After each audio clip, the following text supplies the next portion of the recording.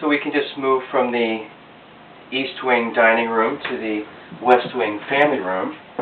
And here we have, the place does come furnished. This is very comfortable club chair, and these are down-filled sofas. So people love to crash on those.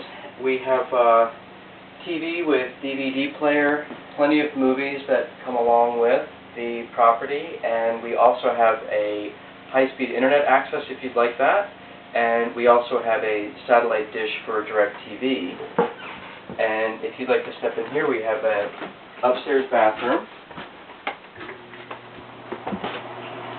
and plenty of shelf space for anything that you need to store. And over here we have a small panel which will allow you to get back into the electronics without having to pull anything out from the front.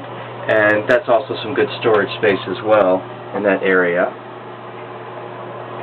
And now I will show you the master bedroom.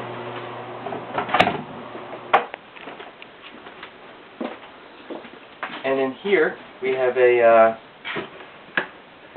queen-size bed, Tiffany lamps, and one of the nice features of this bedroom is that if you sleep here and you wake up, you get the sunrise, which comes from this end, and you get a beautiful view of the lake to wake up to.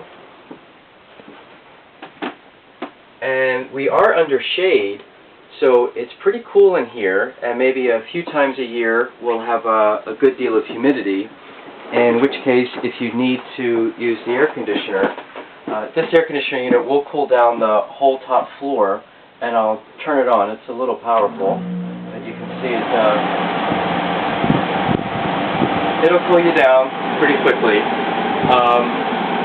This is the Friedrich. A few thousand BTUs. It's the strongest that we can find, and it works perfectly, no trouble at all. And you can have your different speeds that you want to do, cooler, warmer, etc.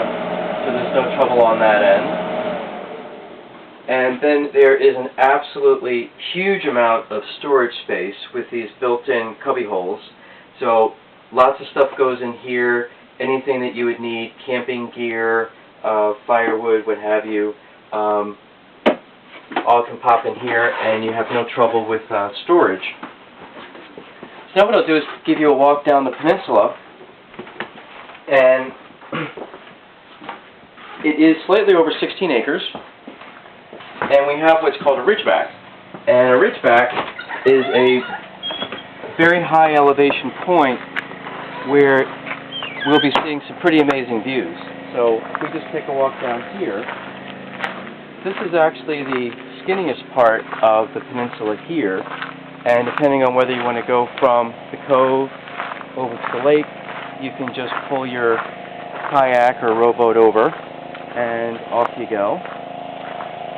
And as I had said before, this goes down about 1/3 of a mile, so it's a very nice stroll, completely private.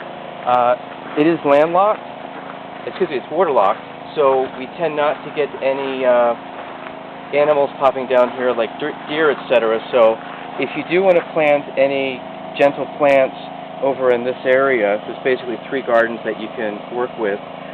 The deer do not come down here because they're afraid of being trapped, because we're surrounded on 3 sides by water. So let's take a stroll.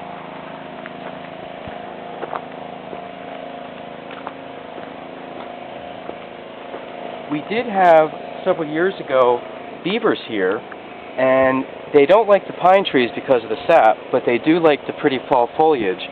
And this cove, the entire area, gets bright yellow, orange, and red during the fall season, especially this area right out here. And you can see this is the end of August, and that tree is just starting to turn. So what I did is that I chicken wire wrapped all the tree trunks, about 400 of them, so we do not have any beavers taking down trees, because they only like the hardwoods, which are the ones that make the beautiful fall foliage. So your view is pretty well protected. And since then, the beavers have naturally relocated to another area on the lake. However, what is interesting is that there are abandoned beaver lodges here and an old beaver dam that is clear at this point, and when we get further down, I'll show you what that looks like.